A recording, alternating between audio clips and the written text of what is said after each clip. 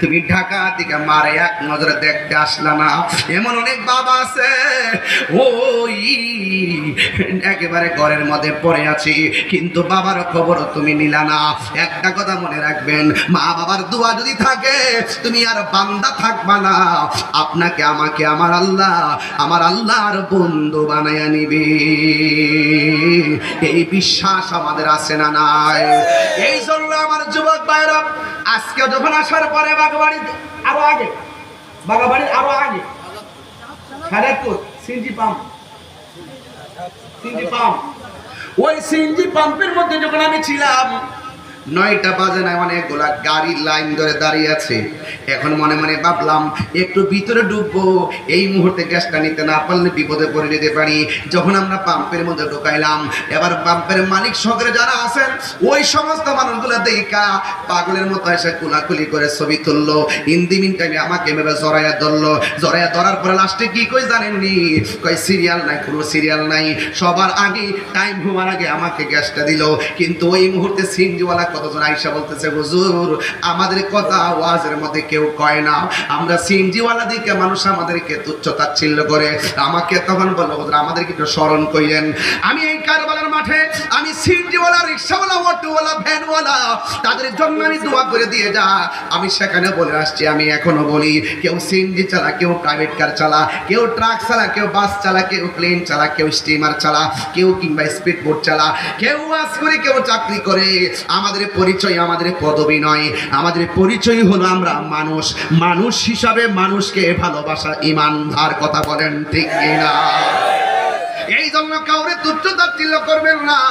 ওই সিএনজিওয়ালারা নিজের জীবনের ঝুঁকি নিয়ে তারা রাস্তায় ড্রাইভ করে। এই জন্য আমি অনেক সময় রাতের বেলা দেখি তারা সারা রাত সিএনজি চালায়, কিন্তু শেষ রাইতে গ্যাসের জন্য সিরিয়ালে বসে থাকে, ঘুমাইতে ঠিক মতো পারে না। এই জন্য সিএনজিওয়ালাদের পরিবার যারা আছেন, ওই পরিবারের মাদেরকে বলবো, বোনদেরকে বলবো, আপনার স্বামী যেইভাবে সারাদিন পরিশ্রম করে আর সারা রাত যাইয়া সিরিয়ালে বসে থাকে গ্যাসের জন্য, পরের দিন তারা ঘুমাইতে পারে না। আপনাদের স্বামীর সঙ্গে ভালো আচরণ করবেন, কারণ পুরুষ কোনোদিন বয়সে ক্লান্ত হয় না, পুরুষ ক্লান্ত হয় একমাত্র পরিবারের চাপে। কথা বলেন ঠিক কিনা? এই জন্য আমি বলবো, human is the very important element for our life. মানবতাই হলো সবচেয়ে বড় ধর্ম। আপনার বাড়িতে আমি আসছি, আপনি আমাকে ভালোবাসতেন, আমার বাড়িতে আপনি গেলে আপনাকে ভালোবাসবো। পৃথিবীর সবচাইতে বড় পরিচয় হোক না হিন্দু, অন্য ধর্মের হোক না কেন, তারপর তার সঙ্গে ভালো ব্যবহার করতে হবে। হোক হিন্দু, হোক খ্রিস্টান, হোক ইহুদি, হোক বৌদ্ধ, সে অন্য ধর্মের হোক, মানুষ হিসাবে তার সঙ্গে ভালো ব্যবহার করতে হবে। কথা কোন ঠিক না ঠিক? কোন মানুষকে অবজ্ঞা করা যাবে না। আজকে মানুষের মনুষ্যত্ব হারিয়ে গেছে। হারিয়ে যাওয়ার কারণেই আমাদের সেই ময়নার মতন 9 বছরের শিশুকে এভাবে জীবন দিতে হয় হায়নাদের হাতে। কথা বলেন ঠিক কিনা? বলেন। আমি প্রশাসনকে বলছি, সুষ্ঠু তদন্তের মাধ্যমে প্রকৃত অপরাধীদেরকে দৃষ্টান্তমূলক শাস্তি উপেনে দিতে হবে। কথা বলেন ঠিক কিনা? বলেন। আজকে মানুষের মানবতা চলে গিয়েছে বলেই 6 মাসের শিশুটা পর্যন্ত নিরাপদ না, 9 বছরের বাচ্চারা নিরাপদ না, আমার ছোট্ট ছোট্ট খুকুমনিরা পর্যন্ত নিরাপদ না। একমাত্র মানুষের ক্যারেক্টারলেস আর মানবতাহীন, মানবিক আচরণ না থাকার কারণে, মানবতা না থাকার কারণে, যার ভিতরে মানবতা থাকে না তার পক্ষে সব করা সম্ভব। চুরি করা সম্ভব, ডাকাতি করা সম্ভব, জেনা করা সম্ভব, হারাম খাওয়া সম্ভব, মাদক খাওয়া সম্ভব, ইয়াবা খাওয়া সম্ভব, কারণ তার মেধা শক্তি লুপ পেয়ে যায় অমানবিক আচরণের কাছে। কথা বলে ঠিক। ওই কারবালার মাঠে মুসলমানদের বিবেক লুপ পেয়ে গেছিল। যদি বিবেক লুপ না পাইতো, লুপে না পড়তো, তাইলে কোনোদিন নবীর আওলাদের গলায় ছুরি চালাইতে পারতো না। কথা বলেন ঠিক না বেঠিক? আজকে তাদের জন্য পানি বন্ধ করে দিয়েছে। রাসূল বলছেন, তোমরা 2টা কাজ কখনো করো না। একটা হলো কখনো কাহার জন্য পানির বাধা দিও না। কিসের বাধা দিও না? পানির বাধা দিও না। আরেকটা হলো রাস্তার বাধা দিও না। কিসের বাধা দিও না? রাস্তার বাধা দিও না।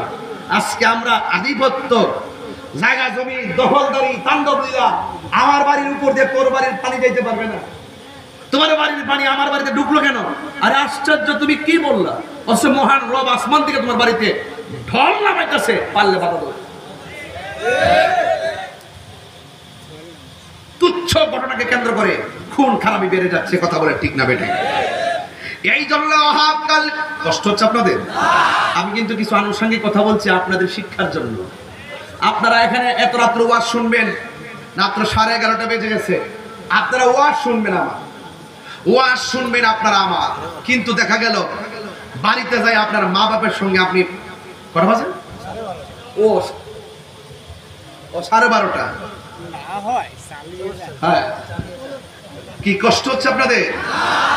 যারা মার মনে কষ্ট দেয়, যারা মারে বাদ দেয় না, যারা মারে ধমক দেয়, যে বউরে খুশি রাখতে যায় মারে তুচ্ছ তাচ্ছিল্য করে, যে বউয়ের ডরে মার সঙ্গে ভালো আচরণ করে না, যে বউয়ের ডরে মারে কিছু টাকা পয়সা দেয় না, যে বউয়ের ডরে মারে গরমের ফ্যানটা পর্যন্ত দেয় না, যে বউয়ের ভয়ে মাকে ভালো রেসপন্সিবিলিটি করে না, এটা বিয়া করছে না, এই পুলা বিয়া বইছে। আর আমার বিচার হইল মারে মার বুঝ দিতে দিব, বউরে বউর বুঝ দিতে দিব। বউরে খুশি করতে যায়া মার মনে কষ্ট দিতে পারবে না, আর মাকে খুশি করতে যায়া বউকে কষ্ট দিতে পারবে না। যেই পোলা দুইটা জায়গা ঠিক রাখে এটা বেটা, নাইলে বেড়ি। বেটা বেড়ি বুঝে কি বুঝেন কল? এই লালগিন উঠ উঠ, দাঁড়া দাঁড়া দাঁড়া দাঁড়া। বেটা কি? পুরুষ তো পারবি, আর বেড়ি কি? মহিলা। এর আগে কি হয়েছে? মেয়ে মেয়ে মেয়ে। ও আচ্ছা আচ্ছা, ও হ্যাঁ, মেয়ে বা মহিলা গেছে না? চালাক আছে তো না? ওরে আল্লাহ, এলাকার মানুষ অনেক চালাক। বিয়ে শাদী করছো? বিয়ে শাদী করছো? বিয়ে করছো? কইলিস? আচ্ছা বসো বসো।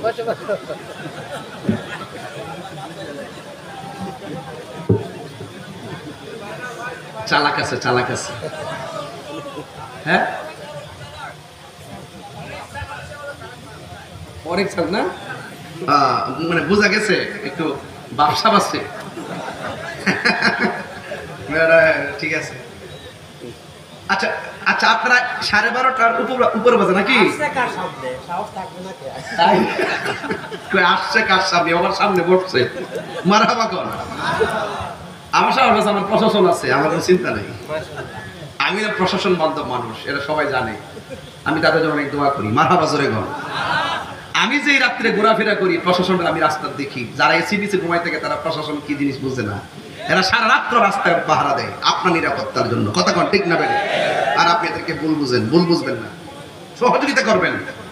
পুলিশ আমাদের বন্ধু, আমাদের ভয় নয়, আমাদের সাহস, কথা বলেন ঠিক কিনা? আপনি ভালো ব্যবহার করেন, ভালো ব্যবহার পাবেন। এটি নিবেন, কামা খাদিনত দান, যেমন কর্ম তেমন ফল, ঠিক আছে না ইনশাআল্লাহ? তা আপনি 12:30টার পর পর্যন্ত স্টেজে আসছি 1.5 ঘন্টা হয়েছে নাকি? বসছি 1.5 ঘন্টা হয়েছে না?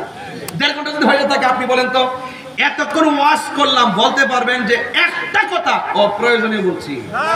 কথা অপ্রয়োজনীয় বলছি? প্রত্যেকটা কথা আমি চলে গেলেও যেন, যদি জীবনে আর নাও আসতে পারি, আমি সব সাইড মেরে কথা বলতেছি, যেন অন্ততপক্ষে এই ওয়াজটা শুনলে আপনাদের ভিতরে একটা সিলেবাস আপনারা ধারণ করতে পারেন। আপনারা আমার সামনে ওয়াজ শুনবেন, ওয়াজ শুনে বাড়িতে যেয়ে মারে ধমক মারবেন। আচ্ছা বলেন তো, এই ওয়াজ শোনার দাম আছে? বড় করে দাম আছে? আপনি শুধু ওয়াজ শুনবেন না, ওয়াজ ধারণ করবেন। প্লিজ প্লিজ, এই এলাকায় আমি যদি ঘুরি মেম্বার সাহেবরে নিয়ে, মিনিমাম 70% ঘরের ভিতর থেকে এই বুড়া মহিলাটা, বুড়া পুরুষটা আমার কাছে বিচার দিব যে হুজুর যেই স্বপ্ন দেখে পোলারে বিয়ে করেছিলাম, বিয়ের পরে এরা আমাদেরকে 4 পয়সার মূল্যায়ন করে নাই। আপনার বাপ মা রাস্তা হাইটা বলে না, আর বাপ মা আপনার ধমক দিলে আপনি সবারে জায়গা বলেন আমার আম্মা আমার ধমক দিছে, ঘরের কথা বাইরে বলেন। কিন্তু বাপ মার মনে যে কষ্ট আপনি দিচ্ছেন, বাপ মা দোকান পাটে বলে না। কেন বলে না জানেন? আত্মসম্মানের ডরে, কথা কোন ঠিক কিনা?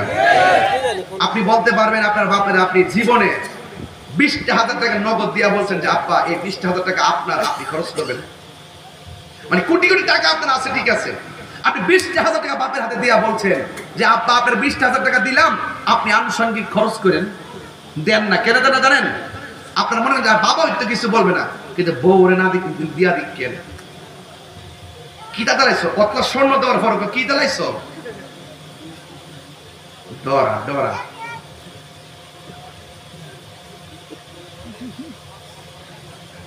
বয়ত্রে কইয়া দেওয়া যায় আজকা। কোন গ্রাম? না না, পুষ্পপাড়া।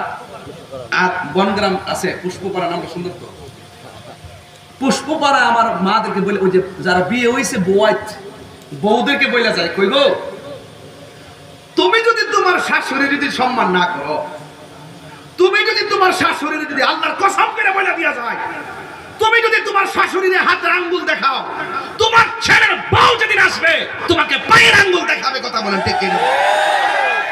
এবার কেউ খুশি হোক কিংবা বেজার হোক, যা বলছি বলছি, খেতেরিটা খেতেই বাঁধবে। কথা বলেন ঠিক কিনা? বারবার বলে বুদ্ধি কেউ সকালবেলা রান্না পর্যন্ত করে না, ফ্রিজে রাই খেতে গরম করে খায় না, এর জন্য তো দুদিন পরে কম্বল বেঁধে খালি রোগ আর রোগ। আর বুড়া বিটিটার বয়স হলো 90 বছর, কিন্তু আল্লাহর রহমতে এখনো ভালো আছে, হাড্ডি গুলো এখনো মোড়া মোড়া। আপনাদের মাথা গোড়া কি রে জানেননি? একমাত্র অভিশাপের কারণে। ওয়াহাব কালবির কষ্ট নিয়েন না প্লিজ, আমি এইদিকে গেছি কেন, বহুত সংসার অশান্তির আগুন জ্বলতেছে। বউ কোনদিন মাত্র নারো নয় বউ আপন, এটা নিয়ে সিটাগাং গেলে গায়ে আর কি চলে চলে চলে। বউ কোনদিন মাত্র নারো নয় বউ আপন, বউ তরে ভালোবাসিব আতাই কুলা বাজার দিকা, লাল শাড়ি কিনা দিবি যতক্ষণ। কি শাড়ি? বউ কোনদিন মাত্র না নয় বউ আপন, ফুয়ার যদি কোনো জায়গায় আফদ বিপদ হয়, বউয়ের আগে মা জানইন কথা মিশা নয়। কথা কোন ঠিক কিনা কোন? আর বউ তোর যেন তেন মা হইল অমূল্য ধন, কারণ মার দোয়ার মধ্যে কোনো স্বার্থ নেই। ওয়াহাব কালবি বলেন, যেই মাত্র আমি একটা কদম পিছনে দিছি আমার মার কথা মনে হয়ে গেছে। বীরেরা কখনো পরাজয়ের ধরে না। গভীর মনোযোগ, এখান থেকে মহব্বত নিয়ে বসে যাবেন। ওয়াহাব কালবি যুদ্ধের ময়দানে যুদ্ধ করতেছেন, হঠাৎ করে একটা কদম পিছনে দিয়েছেন। আপনারা জবান খুলে বলেন কার কসমের কথা মনে হয়েছে? মায়ের কসমের কথা মনে হয়ে গেছে। ওই মুহূর্তে তিনি সামনে বাড়লেন। এবার সামনে হাজার হাজার শত্রু, ডানে হাজার হাজার শত্রু, বামে হাজার হাজার শত্রু, পিছনে হাজার হাজার শত্রু, এমন ভাবে একসঙ্গে আঘাত করেছে। একটা পিয়াদ পয়সা গলার মধ্যে একটা কোপ মারছে। কোপটা মারার পর দেহ থেকে কল্লাটা আলাদা হইয়া জমিনে পড়ে গেছে।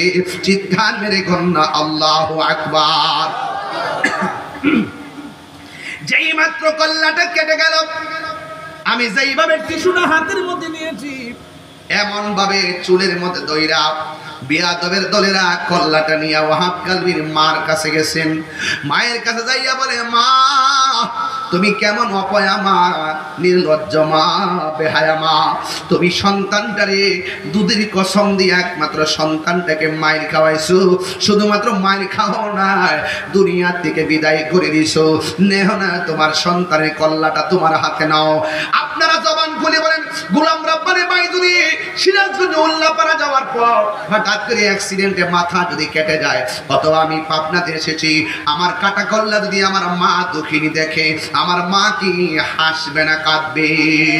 ওয়াহাব কালবির মা সন্তানের কাটা কল্লাটা যখন হাতের মধ্যে পাইছে, ওয়াহাব কালবির মাকে ডাক দিয়া কয়, নেও নাও তোমার সন্তান তোমার হাতের মধ্যে দিলাম, তোমার সন্তান তোমার কাছে রাখো। ওয়াহাব কালবির মা সন্তানের কাটা কল্লা দেখা একটা কান্নাও করে নাই, এক ফোঁটা পানিও ছাড়ে নাই।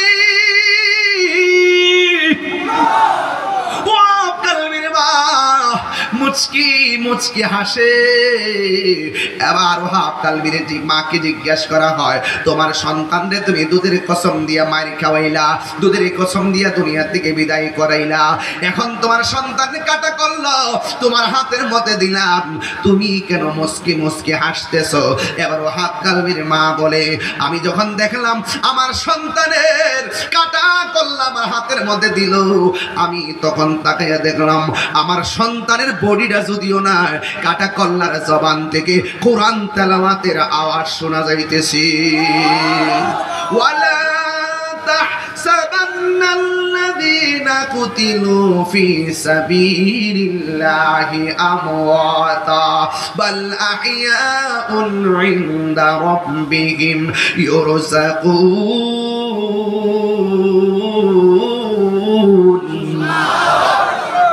সাউন্ডটা টুরে দেন। ডাক দিয়া বলেন, ওই ওহাব কালবির মা ডাক দিয়া বলেন, দেখলাম আমার সন্তানের জিহ্বা ঠোঁটটা দুইটা লড়তেছে। এখন আমি পুষ্পপাড়ার মানুষের কাছে জানতে চাই, আপনারা জবান খুলে বলে বনগ্রামের মানুষের কাছে জানতে চাই, আপনারা জবান খুলে বলেন, আল্লাহর পথে যারা জীবন দেয় ওরা কি মরা নাকি জিন্দা? লিমান ইউকতালু ফি সাবিলিল্লাহি আমওয়াত বাল আহইয়াউ ওয়ালাকিন লা তাশউরুন।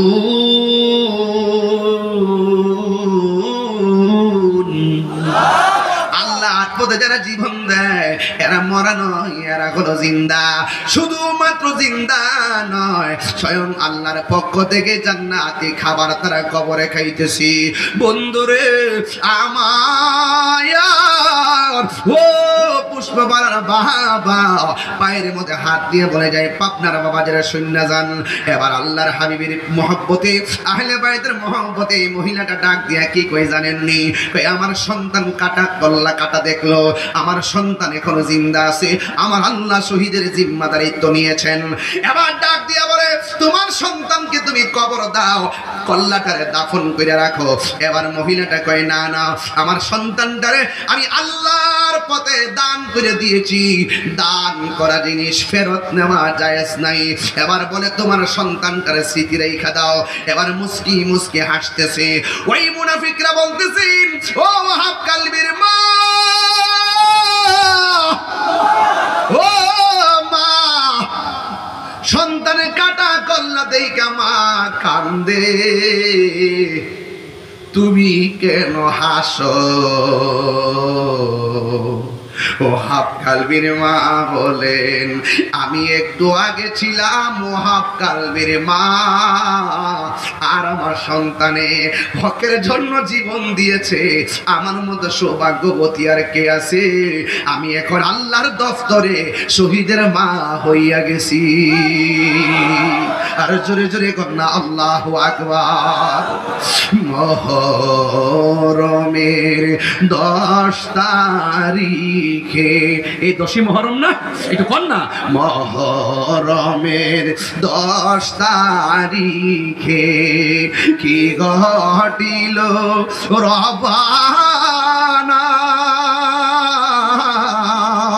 কলিজা মোর ফাটিয়া যাই গো, বলিতে তার ঘটনা। হাসান শহীদ জহরেতে, হোসেন শহীদ কারবালা, হাইরে হোসেন শহীদ কারবালা, জয়নাল আবেদিন বন্দিরে হইল, এজিদের জেলখানা। ইমাম হুসাইনের গলার মধ্যে যখন ছুরিটা চালাইয়া দিবে, ওই মুহূর্তে ইমাম হুসাইন বলে, তোরা আমারে জবাই করবি, অসুবিধা নাই, আমার 2 রাকাত নামাজ পড়ার সুযোগ দে। এখন ওয়াজের শুরু এবং লাস্টের ওয়াজটা মিলতেছে রে বাবা। আমি বলছি, ইমাম মুসলিমও 2 রাকাত নামাজ পড়লো, ইমাম মুসলিম ইবনে আকিলের 2টা সন্তান মোহাম্মদ ইব্রাহিম ছোটবেলায় 2 রাকাত নামাজ পড়লো। ইমাম হুসাইন ডাক দিয়া বলে, তোরা আমারে মারবি, নামাজ পড়ার সময় দে। এবার তিনি নামাজের মধ্যে দাঁড়ায় গেল, এবার নামাজটা পড়লেন। এবার ওই মুনাফিকরা বলতেছে, হুসাইন এতদিন তুমি নামাজ পড়তা অনেক লম্বা কইরা, আজকের নামাজটা কেন তুমি শর্ট কইরা পড়লা? ইমাম হুসাইন ডাক দিয়া কয়, আজকের নামাজটা যদি আমি লম্বা কইরা পড়তাম তাইলে তোরা বলতি আমি মরণের ডরে নামাজটারে লম্বা করছি, এই জন্য আমি নামাজটা তাড়াতাড়ি করছি। কারণ নবীর প্রেমিকরা মরণের ডরাই না। এরপরে মুখ গলার মধ্যে ছুরিটা যখন 10 মুহররম চালায়া দিব রে, ওই মুহূর্তে ইমাম হুসাইন বলেন আমার চেহারাটারে আমার নানা জানের রওজার দিকে ফিরাইয়া দাও। এবার রওজা মুবারকের দিকে ফিরাইয়া দিল। ও বন্ধু, এই মুহূর্তে যদি কারবালা হইতো, পুষ্পপাড়া বনগ্রাম হারাতে এগুলার মানুষ, পাবনার মানুষের জায়গা জমি বেচা ইমাম হুসাইনের জন্য পানি নিয়ে কারবালায় যাইতাম। কথা কম ঠিক?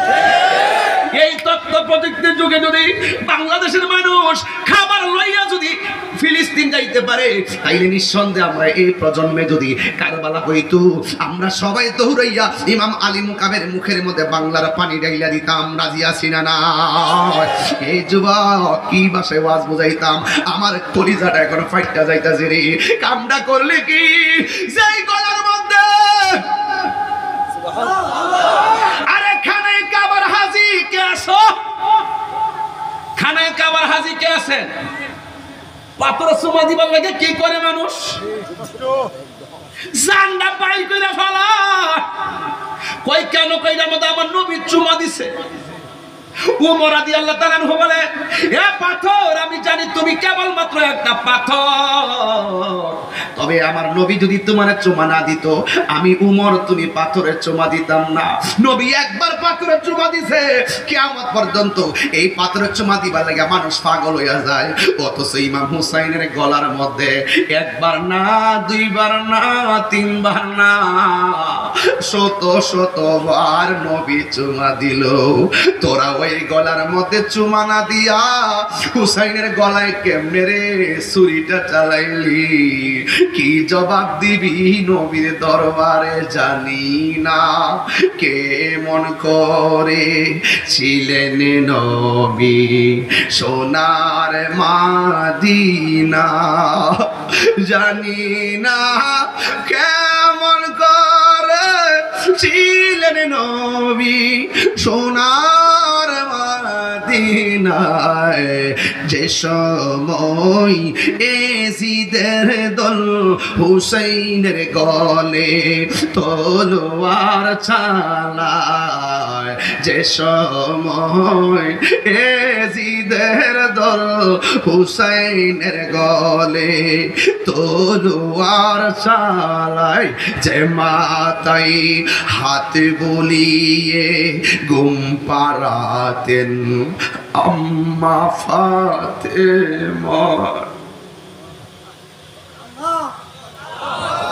যে মাতাই হাত বুলিয়ে ঘুম পাড়াতেন আম্মা ফাতেমায়, সে মাতা কেমন করে তুলে নিলি বর্ষার আগায়।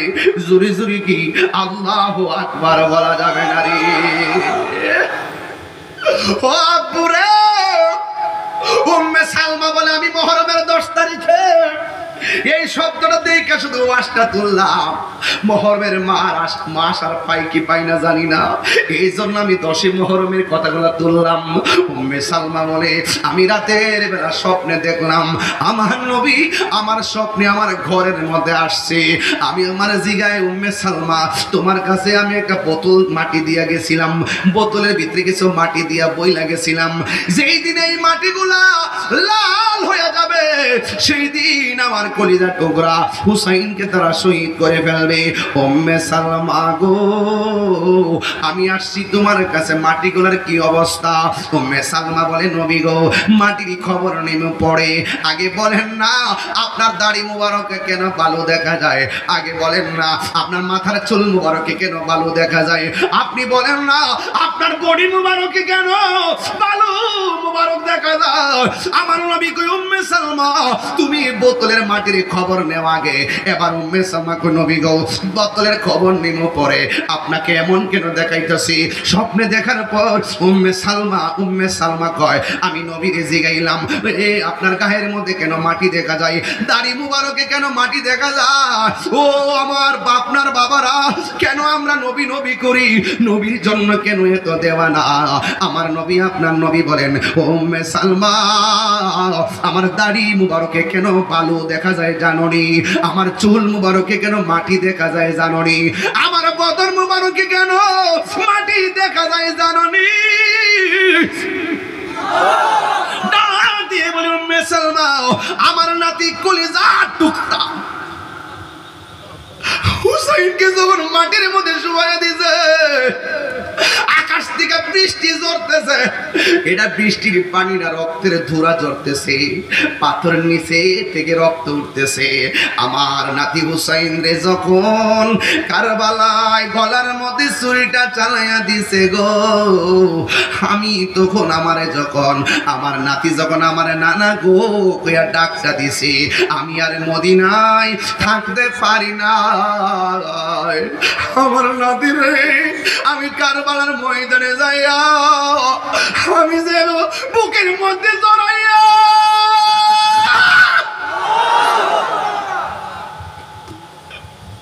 বুকের মধ্যে জড়াইয়া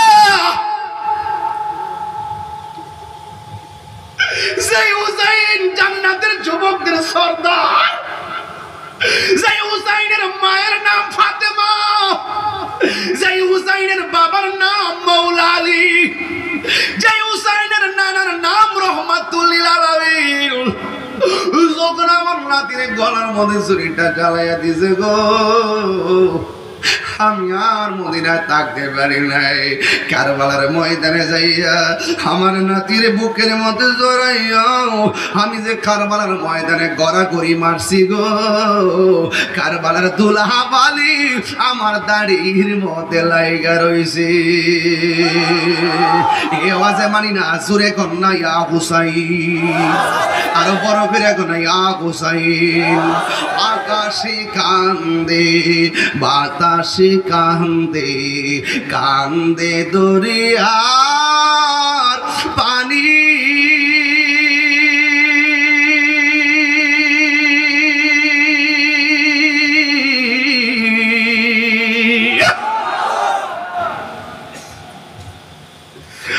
আকাশে কান্দে বাতাসে কান্দে, কান্দে দরিয়ার পানি, দুই পুত্র রায়া কান্দে ফাতেমা ননি রে, হাইরে আমার সোনার চন্দ্রমণি, হায়রে আমার সোনার চন্দ্রমণি। আল্লাহ বলে জিবরাইল, ও জিবরাইল যাও না রে চলিয়া, 70,000 ফেরেশতা নামাও জানাজার লাগিয়া রে, হায়রে আমার সোনার চন্দ্রমণি, হায়রে আমার সোনার চন্দ্রমণি।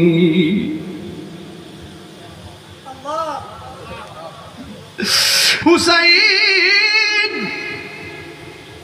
যখন দেহ থেকে কল্লা মুবারকটা আলাদা করছে, বর্ষার মাথার মধ্যে কল্লাটা লাগাইয়া যখন দামেস্কের বাজারে যায় যখন ঘুরতেছে, যায়েদ ইবনে আরকাম নবীর সাহাবী, বয়োজ্যেষ্ঠ সাহাবী সেদিন মাঠের মধ্যে ছিলেন। তিনি বলতেছেন, আমরা দেখলাম অনেক মানুষের মাঝখান দিয়া কল্লা মোবারকটা বর্ষার মাথার মধ্যে নিয়ে তারা ঘুরাইতেছে, কোনো মানুষের জবান লড়ে না। আমরা তাকে দেখলাম ওই কোন জবানের হঠাৎ করে কোরআন তেলাওয়াতের আওয়াজ শোনা যাইতেছে, এও আবার অন্য কোন সূরা নয়, সূরা কাহাফের আয়াত তেলাওয়াত শোনা যাইতেছে। আমরা দেখলাম কোন মানুষের ঠোঁট লড়ে না, কেউ কোরআন তেলাওয়াত করে না। আমরা তাকে দেখলাম ইমাম হুসাইনের কাটা কল্লার জবান মুবারক থেকে সূরা কাহাফের আয়াতের তেলাওয়াত শোনা যাইতেছে। আর আওয়াজ করে আল্লাহু আকবার। আল্লাহর পথে জীবন দিলে ওই জীবনের দাম কম না বেশি? এই আওয়াজে মানে জবান খুলে বলো, কম না বেশি? আমরা আমরা ওই দিনের জন্য, হকের জন্য, ইমাম হুসাইনের চেতনা নিয়ে ওই মুনাফিকদের বিরুদ্ধে আমরা রুখে দাঁড়িয়ে আমাদের জীবন দিতে চাই কি চাই না বলেন? নারায়ে তাকবীর, নারায়ে রিসালাত। ইমাম হুসাইনের দুশমনেরা, ইমাম হুসাইনের দুশমনেরা, আহলে বায়তের দুশমনেরা, পীর আল্লামা গিয়াসউদ্দিন তাহিরি, নারায়ে তাকবীর। আল্লাহু আকবার জোরে বলেন, আর জোরে করে আল্লাহু আকবার। ইমাম হুসাইন রাদিয়াল্লাহু তাআলা কি মূলত হেরেছেন না জিতেছেন? কথা কোন, হেরেছেন না জিতেছেন? এজিদের নাম কি কেউ রাখে? এজিদের কবর কি আজও কেউ খুঁজে পাইছে? এই বাগদাদ যারা গেছেন, ইরাক যারা গেছেন, যত জায়গায় ঘুরছেন, আপনারা আমাকে বুকে হাত দিয়া বলেন এমন দেশে এজিদের কবরটা পাওয়া গেছে? চ্যালেঞ্জ করলাম, বলেন। ওই সময় তো ভালো একটা পাঁচশো আলোচিত ব্যক্তি ছিল। আলোচিত ব্যক্তির ফেরাউন যদি অক্ষত থাকে, পিরামিড যদি থাকে, এজিদ যে এত বড় পরিচিত লোক ছিল, বলুন তার কবরটা কোথায় আছে? তার কবরটা পাওয়া যায় নাই, প্রমাণ হয়ে গেল। আপনারা শুধু ঠিক বলবেন, আমি শুধু গিয়ে যাব ইনশাআল্লাহ। এই আবু লাহাবের ইতিহাস কলঙ্কের ইতিহাস। আরো বড় করে বলতে হবে, এটা ইমানি আওয়াজ। আবু লাহাবের ইতিহাস কলঙ্কের ইতিহাস, আবু জাহেলের ইতিহাস কলঙ্কের ইতিহাস, নমরুদের ইতিহাস কলঙ্কের ইতিহাস, ফেরাউনের ইতিহাস কলঙ্কের ইতিহাস, ইয়াজিদের ইতিহাস কলঙ্কের ইতিহাস, আর আমার হুসাইনের ইতিহাস প্রেমের ইতিহাস। দুই হাত তুলে বলো ঠিক কি না বলো। এই জন্য বলছি, এমন জীবন তুমি করিবে গঠন, মরণে হাসিবে তুমি, কাঁদিবে ভুবন। মানুষ মানুষকে বাঁচায় রাখে না, মানুষের কর্ম মানুষকে হাজার জনম বাঁচিয়ে রাখে। আরে এই এলাকার পুষ্পপাড়ার শাহজালাল মারা গেছে, কবরের চিহ্ন এখন নাই, কিন্তু বাবা শাহজালাল ইয়ামানি সিলেটের সুলতান আউলিয়া 360 আউলিয়ার কমান্ডার। তিনি after receiving inhuman treatment from Gour Govinda Burhanuddin appeal to Firoz Shah the sultan of Bangladesh for justice, so the sultan sent an expedition to Sylhet under the commander of Sikandar Khan. তাকে প্রশ্ন করেন শাহজালাল, ও শাহজালাল, তুমিও শাহজালাল, সেও শাহজালাল, সে বিলুপ্ত হয়ে গেল, তুমি কেন আশিকি হৃদয়ে এখনো অক্ষত রয়েছো? তোমার কাছে কেন লক্ষ লক্ষ